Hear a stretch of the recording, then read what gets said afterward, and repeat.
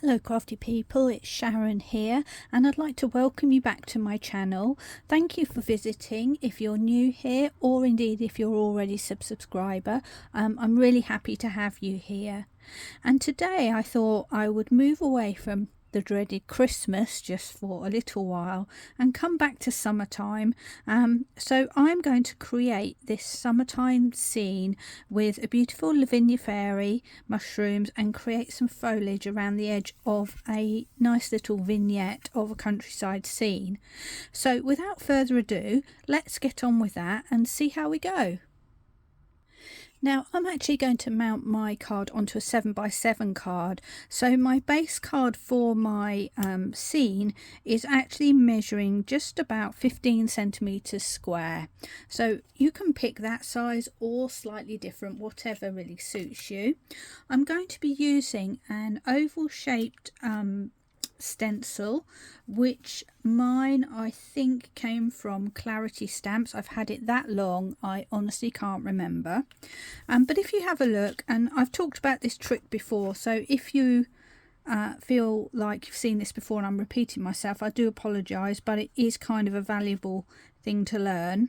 You'll see that my stencil is bigger than my piece of card, and that causes a problem in that it's very hard to work out, am I going to get my aperture where I want it to be? Because we're kind of playing a guessing game, we can't see through. So I have got a little trick for that, and I'm just going to quickly talk you through. And what that basically is I place my piece of card on my table, I place my stencil over the top, and I position it where I want it to be. So in this case I'm having it kind of in the middle widthways and same length distance top and bottom, and as you can see that is within the area of my bigger stencil piece. Now to make sure I get that positioned correctly, what I'm then going to do is just draw around the corners of my stencil where my card is. So I'm creating little registration marks, and I do that on all four corners. And then I can remove my card, and I'm going to flip it over. I don't know what's happened there. I've got something on the back of it, but that doesn't matter because it's the back.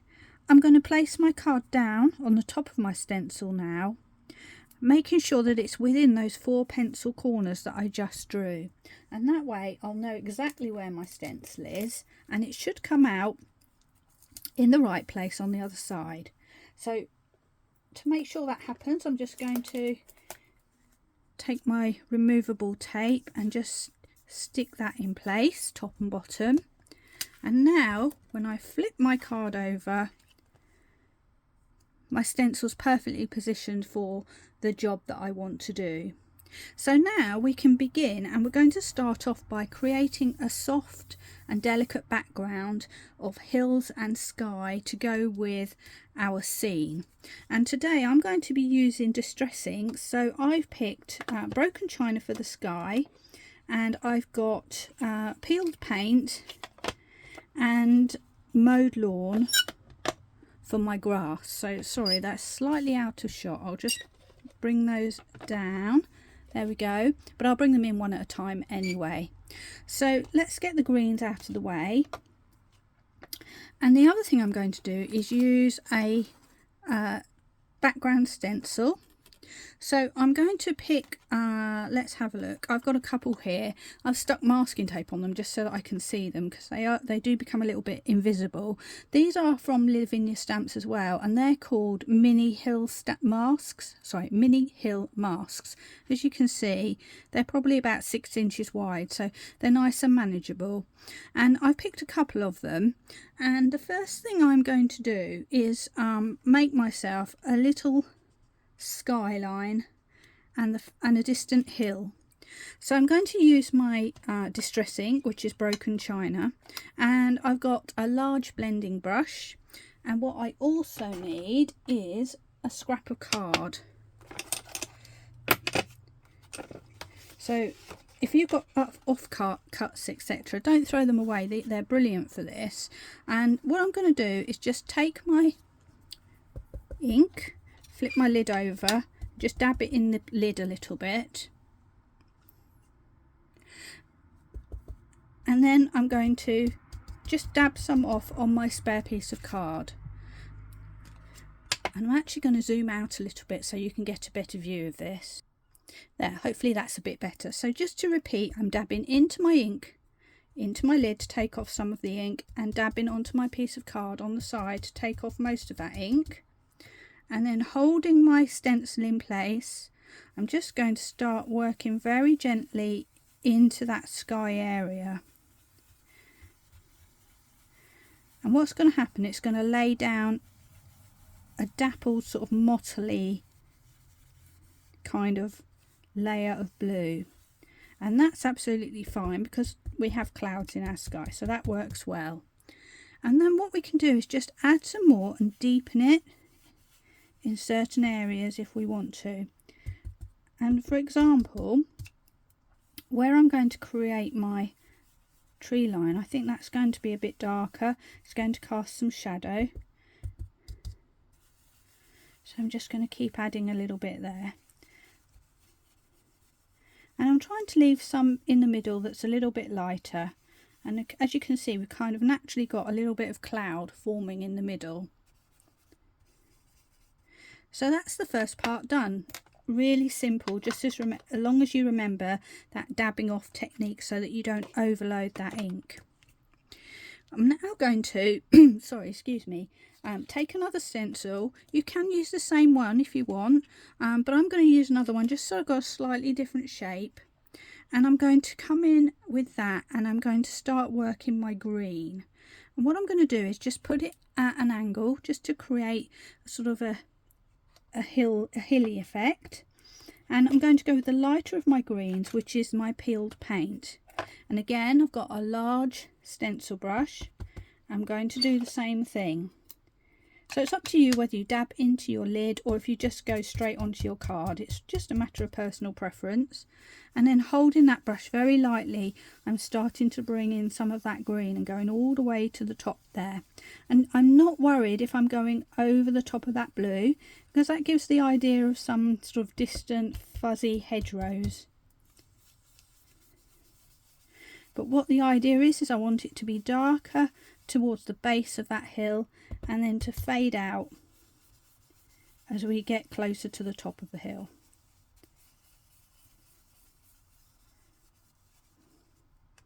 So there we have the next part. I'm going to bring in my other green now, which is my mowed lawn, which is a stronger, darker green. I'm keeping my stencil in place and this time reverting to a smaller brush. I'm going to use this tiny little one. I'm going to dab into there again, take off some green and just start to build that up from the bottom to create some shadow.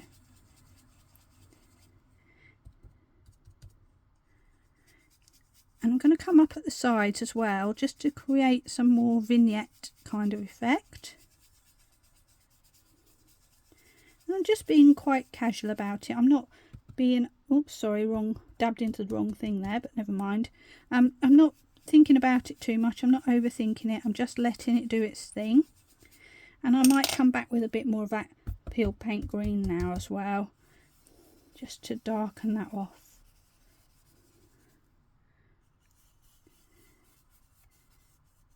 And then hopefully we'll have a nice soft looking hill.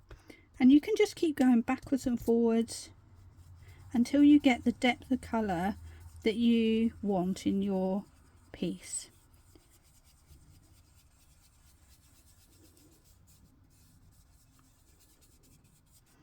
There we go. So we have one little piece of hillside, and I'm now going to go and just flip around the other way, move my stencil a little bit so that I've not got an identical curve, and repeat the process. So I'm going with my peeled paint.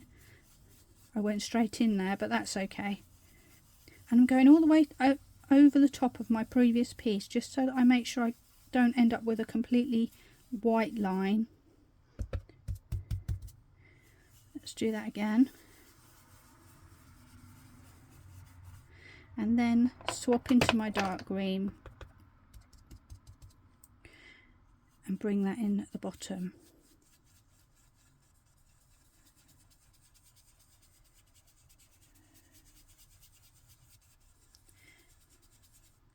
Now what might look quite nice on here is if you took some red or pink paint or watercolour and you splattered it on the bottom here, just protecting that top area. It would look kind of like poppies or something like that, which would be really nice.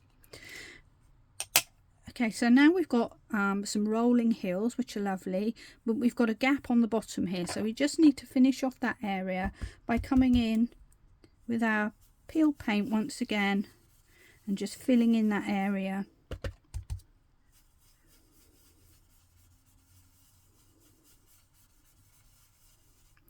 And follow the same pattern, so back to the mowed lawn. Let's bring that in at the bottom just to finish off that background.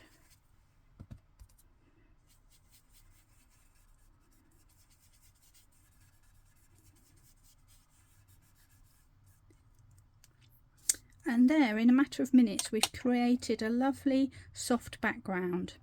The next thing we're going to do is add some trees in the background here on the skyline, and to do that we're going to use a distress ink still. We're going to carry on with our mowed lawn for now. I think that's what we'll try, because I want it to be quite fuzzy, if you like. I don't need it to be a strong defined line, because this is fading into the background, remember. Now to help me do this, I actually drew on a piece of scrap card, or paper actually, it needs to be fairly thin, around my original stencil, whichever one that was. I think it was this one. There we go.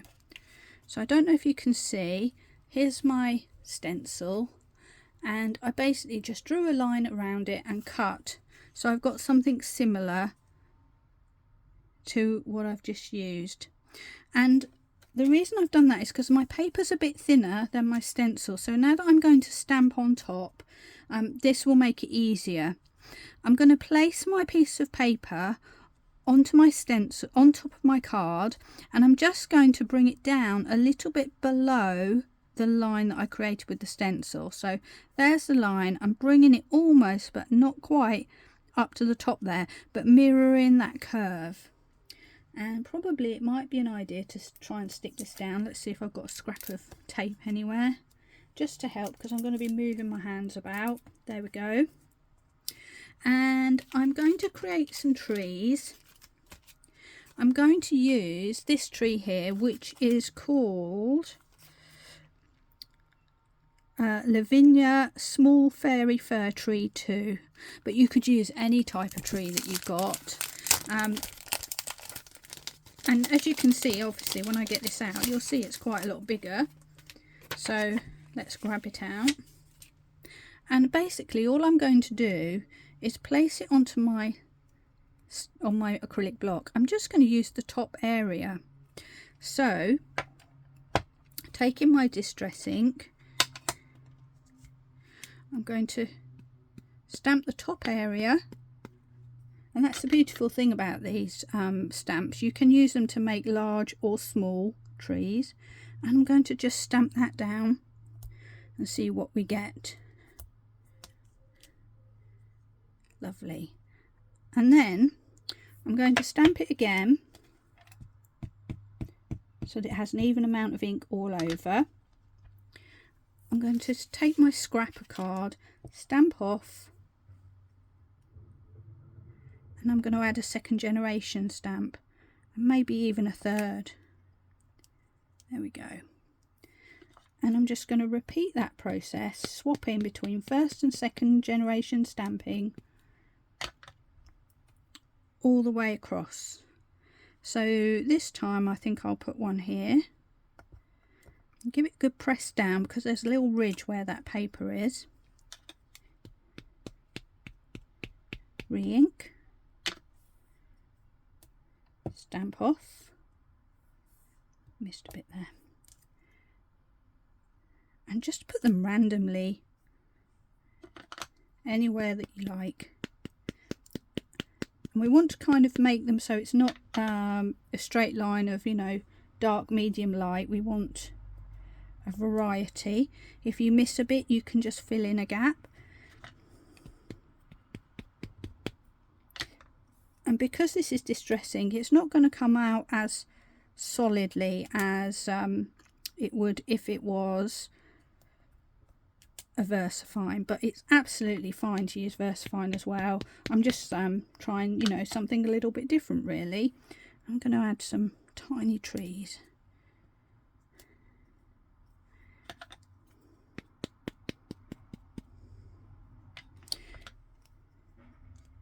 And I'm just going to put one over here, and that didn't come out too well, but that doesn't matter. I'm just going to add some extra. There we are. And then just on this side here, I'm going to go in lighter because I'm conscious that that's where I'm going to have mushrooms and things, and I don't want it to disappear, but I don't want it to overwhelm my mushrooms either.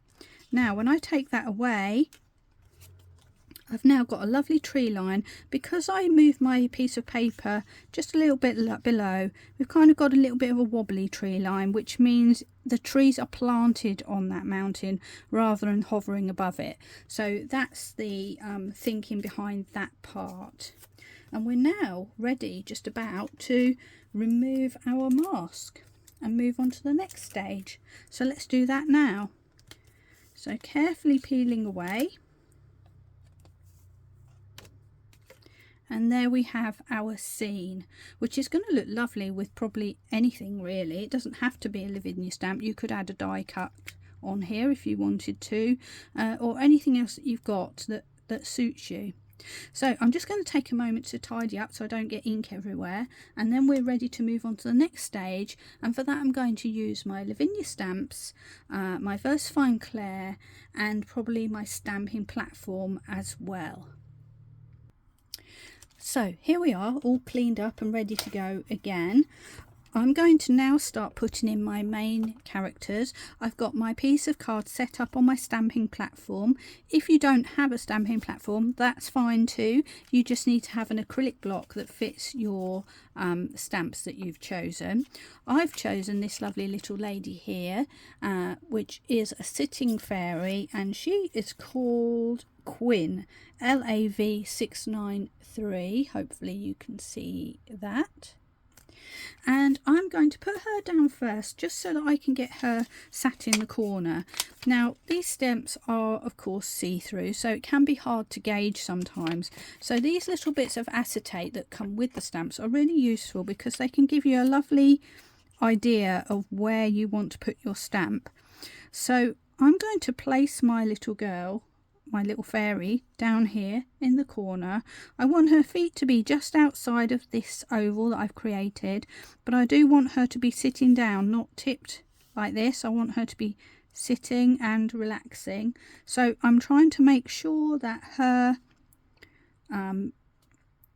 bottom and her feet are roughly level.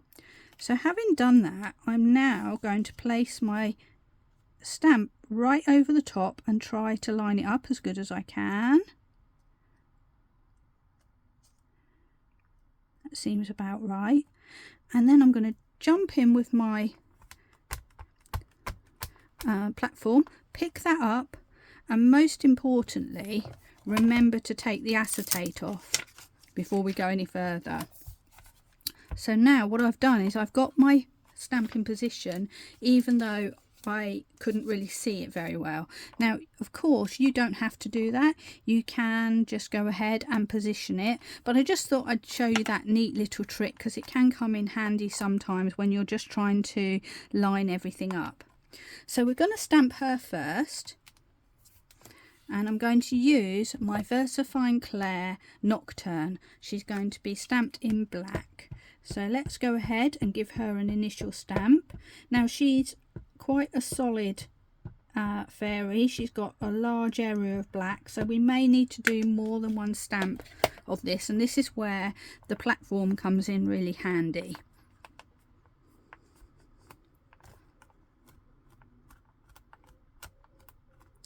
So let's go ahead and I'm just giving plenty of time for that ink to sink in, but as you can see, she is looking fairly blotchy. So we're going to go in and give her another go.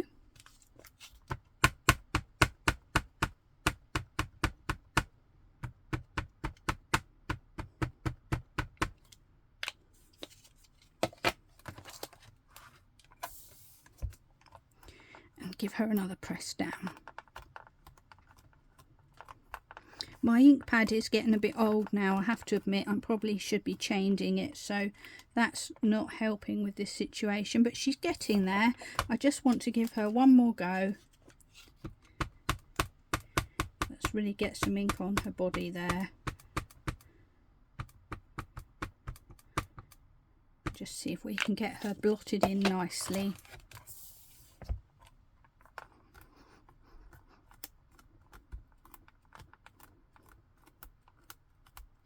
And I'm holding it down and really giving it a chance for that ink to sink into the paper. That also helps quite a lot. And she's looking much better now. She's not perfect, but I think she's good enough. And now I'm ready to move in with my mushrooms, which are these guys here. And they are called Elfin Caps, LAV 876. And there are two sizes. I'm going to use both of them, and you'll notice that these are straight, these mushrooms, but what we're actually going to do is give them a little bit of a curve. So taking my larger one first, I'm going to work out where I want to position it, and I might have to move some of my magnets. So I think around about there, and you'll notice I'm going straight over the top of the fairy, but I'm not actually going to worry about that just yet. So I'm going to give that a nice little curve. Oops. Just hold it in place whilst I just bring my stamping platform down.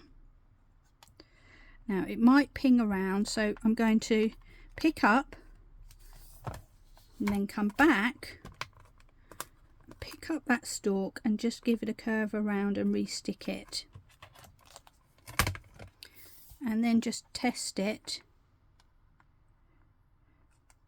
with my mushroom in place. Now I don't want all of this stalk to be down here. So what I'm actually going to do is take a scrap of paper. So here we are, I've got a rubbish old scrap of paper. I'm going to just tear something to protect my main image. And I'm going to put it down and just try to block off that area. And it doesn't have to be perfect.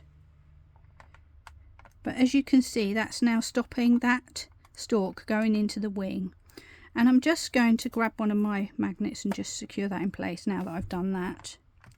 And we're ready to go ahead and stamp. So back with that black ink.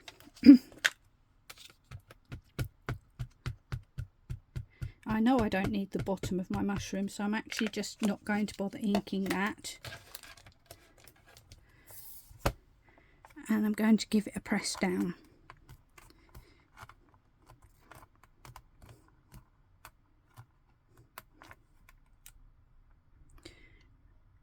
Okay, so I didn't quite get that bit there. I'm not sure if it's because I didn't ink it. There we go.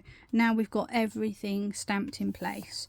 So I'm just going to take a moment to clean that off before I peel it away, so that I don't get ink all over my fingers that I'm going to then end up transferring onto my card. And I'm going to go back in with the smaller mushroom now. So let's put this guy back. And then I'm going to get this one. And I'm going to do the same thing. But again, I want to protect my fairy. So I'm just going to move my little piece of scrap paper. I'm going to put it down roughly where I want it to be. And I'm thinking about where I want the head of the mushroom to be, because then I can bend the rest of it afterwards. And then flipping around, I'm going to give this a little bit of a gentle curve again, like so. It's hard to see, but you can see I've just bent that round, and of course it's going to stick to my piece of plastic lid. There we go. Now I'm starting to look at that and think, is that a little bit too far away between my two mushrooms? And I think it is, so I'm going to go and do it again, and I'm going to bring it much more over this way this time.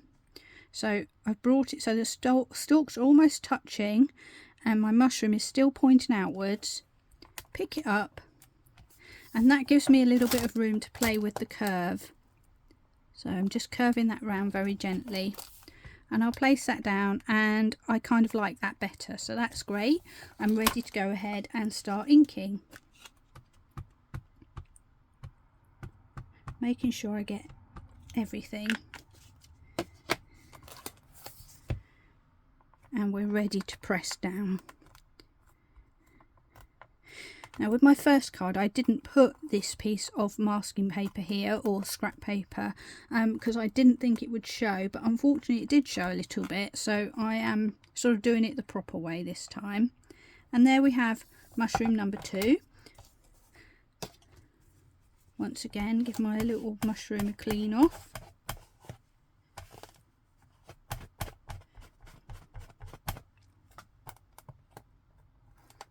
And we're ready for the next step.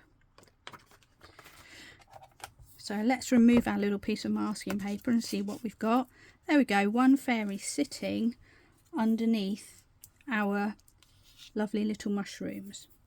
Now if I feel like this one here is looking like it ends nowhere, which I am feeling that, what I can do is bring in my pen, my fine liner pen, and I can actually just draw. I'm going to have to swivel this around because my lid's in the way. I can draw the rest of that stalk and just bring it down like so.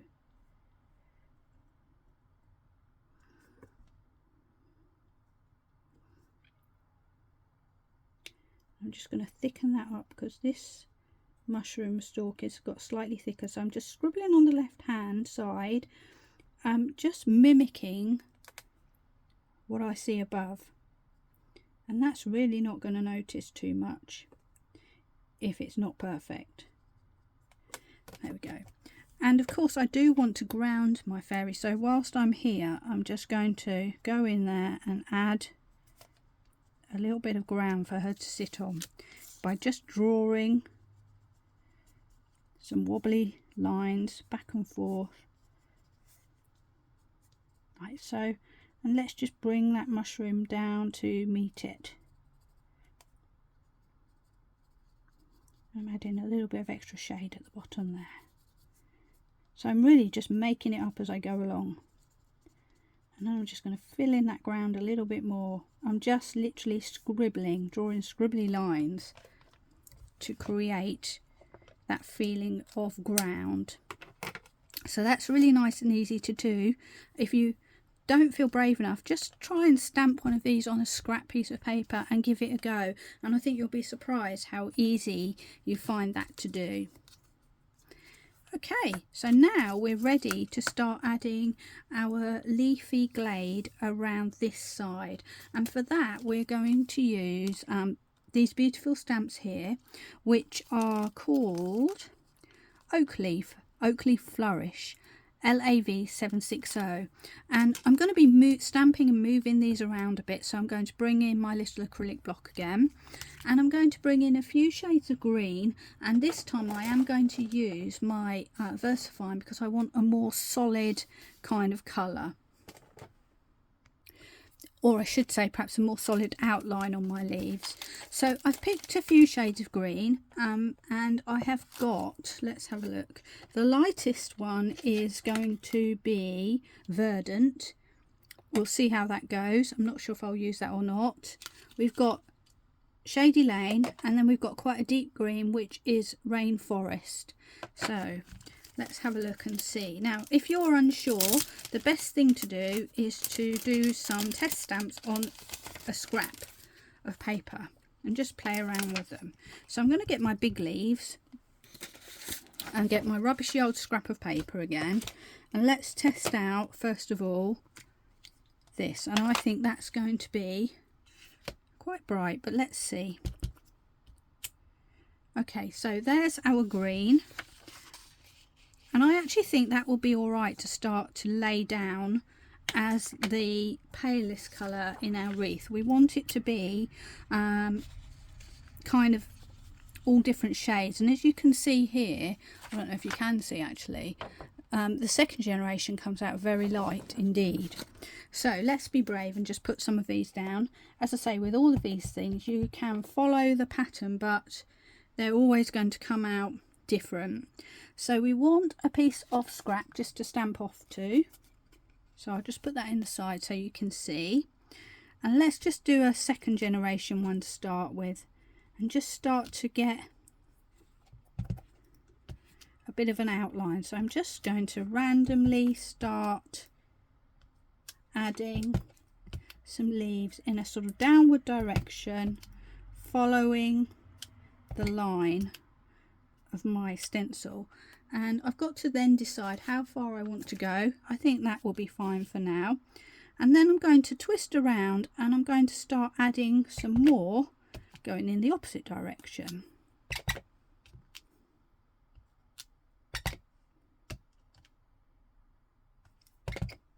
Let's get my paper more central. There we are. And I might just add a little bit of extra just to thicken this up a little bit.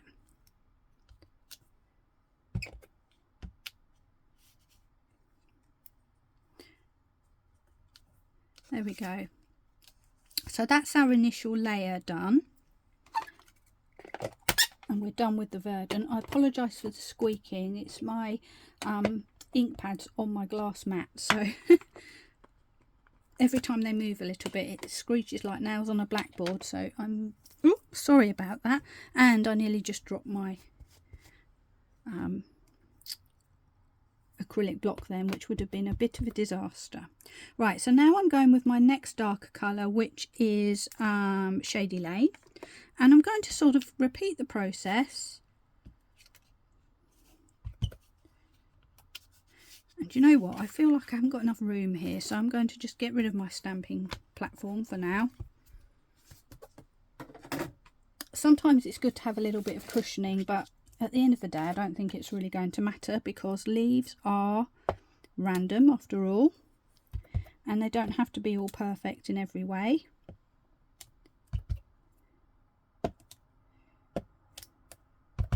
And I'm trying to be a little bit random and not have everything facing the same way. And I'm going with my second generation once again. Let's put something just down there like that. There we go. And now I feel like I want to just have a little bit extra down the bottom, but not as much as this big stamp here. Well, but big in relative terms. So I'm just going to get the worst of the ink off of that one and swap to my little stamp from that same set. And this has just got like 3 little leaves on it, so it's much smaller, and that means I can add some little delicate ends to it. And if it doesn't work out quite right, like that one, just add another one on top. And I'm going to just put those in randomly round and about.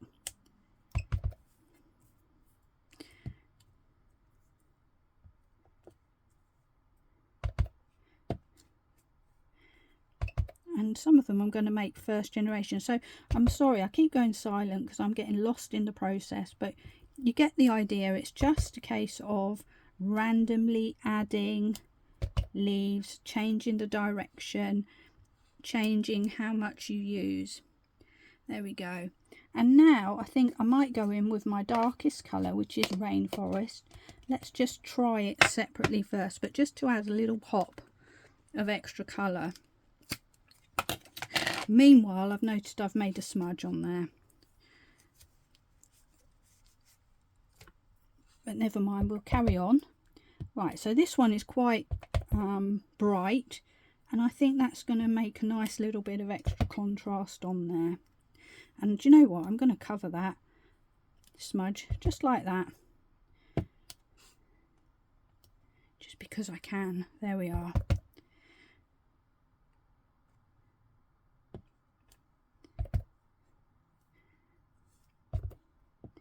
I'm going to put, whoops, I'm going to put one facing upwards so that everything's not all the same way.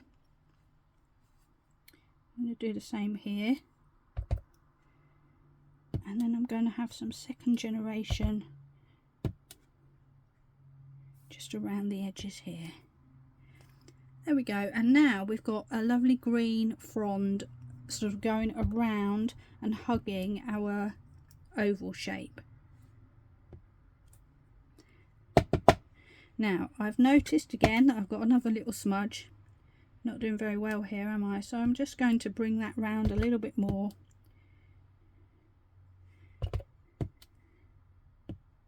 Just to hide that a little bit. And then we are done and ready to do our final touches, which is a very small bit of colouring, not scary at all, and just adding a little bit of a frame, a little bit of shade and some matting. So let's go ahead and get that done. So we're ready to move on to the next stage. I have got my water, I've got a paintbrush which I'm just going to dip into my water now, a brush to dab off, sorry, a cloth to dab off my excess. And before I get going with that, I do want to just make sure I add a little bit of ground for my lady. So I'm going to actually bring in some grey. So I've got a distress ink in Hickory Smoke, and again a small stencil brush. I'm just going to pick up some of that ink and just start sweeping it below her, so that we're just adding to that ground area that we drew earlier on. And it's literally just a case of scribbling some from side to side. Nice and easy. There we are. And that just finishes off making sure that she's grounded. I'm going slightly above the line so that she's sort of got something behind her as well. And then we're about done with that. Hickory Smoke's a very soft grey, so it's very forgiving for this kind of grounding. You can, you know, just play around with it and see how you get on. Now for my colouring, I'm going to be using a few aqua pens. I'm going to start off with just getting those stalks in so that I don't forget about them, and also her hair. I'm using the same brown for both. I'm going to use tan. And what I'm going to do is just scribble some of that onto my glass mat and pick some up with my little brush. And first of all, I'm just going to colour in her hair, and I'm literally going straight over that hair. There is no shading or anything like that involved. I'm just picking it up and going over. And because there's so much texture in this hair, just by virtue of the fact that it's curly and very detailed, that I really don't need to do anything else, and that will look just fine. I'm going to add a little bit more. I'm actually going to go for a slightly finer brush this time, so this one has got a smaller point to it, just because I want to get into the detail of these stalks. So I'm starting from my darkest area and working my way into the middle, and then as that ink fades out, it creates a natural highlight without having to really do anything. So, you know, nice and easy. And let's do the same. And what I was doing was I'm dipping my paintbrush into the water, I'm dabbing it off on my cloth on the side to get most of that water out before I then start adding my ink onto my piece. There we go.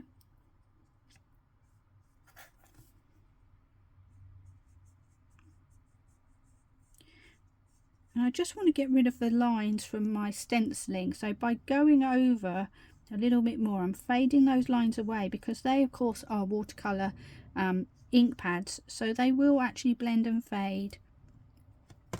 And if I really want, I can add a little bit more just to add a bit more drama onto the bottom of my mushroom, but you really don't have to. And I could actually just add a little bit of that in here as well. There we go. There's no rules, just play around with it and have some fun. That's the idea. Okay, let's go on to our next colour. So let's get rid of that brown. And I've got 2 shades of red now. That's because it can be a bit hard to get that differentiation. So first of all, I'm going to go with my paler red, which is going to be crimson.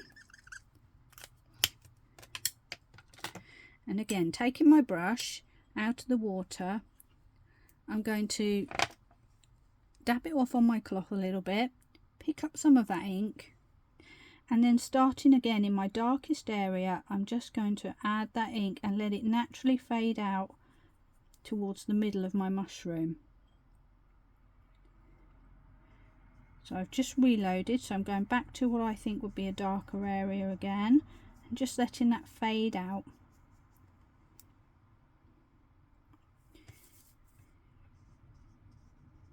What I'm doing is making the sort of rounded area in the middle of my mushroom the lightest, and you can see there that we have got some contrast going on, but we are going to deepen that in a minute. And you can do that either with additional pens like I'm going to do, or you could come in with some pencils and add some shade, which would also work.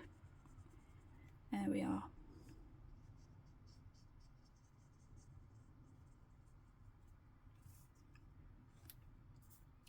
Lovely. Now, where did I put my other pen? Burgundy. So here is my darker colour. Let's put that by the side there. As you can see, that's a more browny red, so excellent for shadow. And I'm going to pick up some of that and bring that in just to add some extra dark and shade onto my mushroom. And again, I'm going to fade it out gradually. So I'm not being too careful with this, I'm literally just laying it down. And the beauty of these stamps is that there's so much detail in them that you can, you know, you don't have to get overly artistic with them to get a really nice effect. So that's our mushrooms done. And for this card, I've selected a sort of peachy colour for her wings. And what I'm going to do is I'm going to apply that direct. So taking my pen, I'm literally just going to go right over the top and over the top of that mushroom stalk, because I want to give the impression that you can see the mushroom through her wings. And you know, if you feel like it, you can add a little bit of sparkle pen on the top. Let me see if I can find mine. Yeah, I've got it. So if you want her to have sparkly wings, then you can do that as well. Just go over the top. When that dries, her wings will have a little bit of magical sparkle.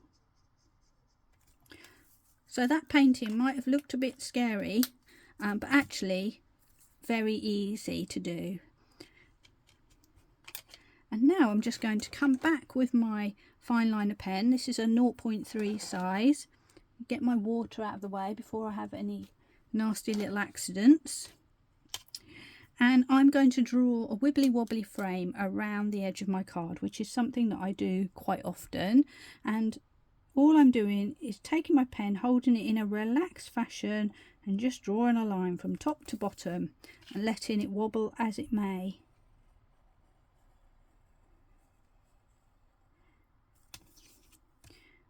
All the way around. And as you can see when I'm doing this, this is not a straight line. It's not even pretending to be a straight line.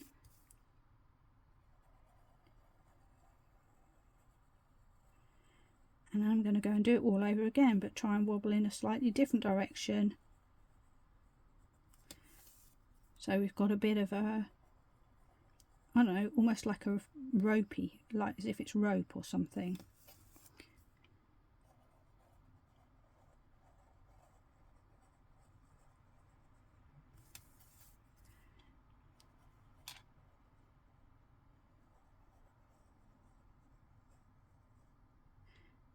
Now, when I look at this, I'm thinking my little leaves that I put to cover up my ink smudge over here are looking a little bit lost. So I'm just going to draw a line in here and just bring some little scribbles. Create a little branch which has now connected that to the corner of my framework. And you know, all I did there was draw a wobbly line, much the same as the lines I drew around the edge, and I just branched it out so that we're touching some of the leaves there. And that's really as simple as that. And the last thing I did on my other card, if I just bring that in, is I put some blue around the edge. This one I think I'm going to leave it as it is because it's kind of got a darker feel to it anyway. It's definitely more stronger colour than my original one.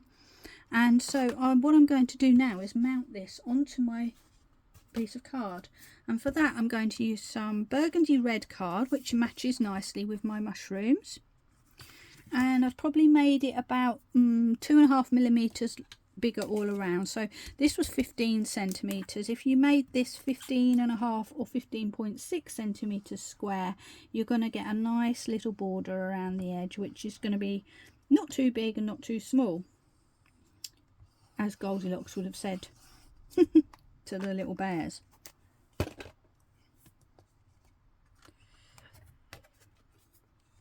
So let's just put that in place.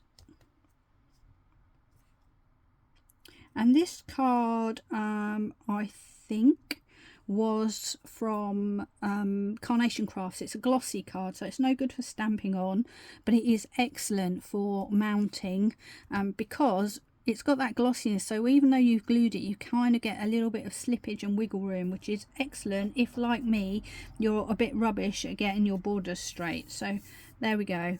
That's that one. Have a look on Carnation Crafts and you'll see some lovely colours on there which you can use. Now I just need to find a card to mount it on, which, as I mentioned earlier, is a 7x7 inch card. So let's get that in place on there. If you wanted to and you had a stencil that was small enough, you could actually make this a very nice 6x6 card if that's what you preferred, or this probably on its own is probably a 6x6, so you could just mount it direct without a white border onto a 6x6 card. So there's lots of options there if you don't want to use 7x7.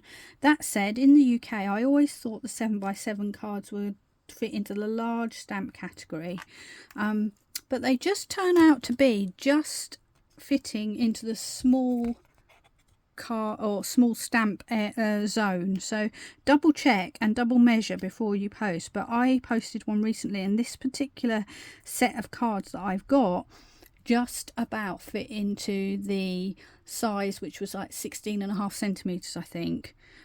So I was able to use a small regular size second class stamp rather than the large, so you know that saves quite a lot of money, so it's worth bearing in mind.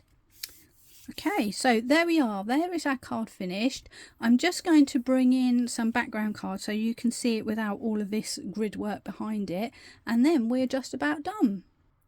So our card making is complete for today. Here is the card that we've just created. Once this dries, her wings will have a little subtle sparkle on them, but hopefully you'll agree that this makes a lovely summertime scene. You could change the colours a little bit. You could darken the sky. You could make the hills a little more sultry and make this into a twilight scene with perhaps a moon at the top. So there's lots of room for adjustment and variation there, but I really hope that you enjoyed creating this scene with me, and I'd love to see what you also create. That's it for me for today. Probably next time back to Christmas to finish off the last in my little mini series, and I do hope that you'll come and join me for that one, because there will be some fun to be had with some penguins once again on my next video. Meanwhile, I hope you're all well. I hope you all have a lovely time crafting, and I look forward to seeing you all again soon. Bye for now.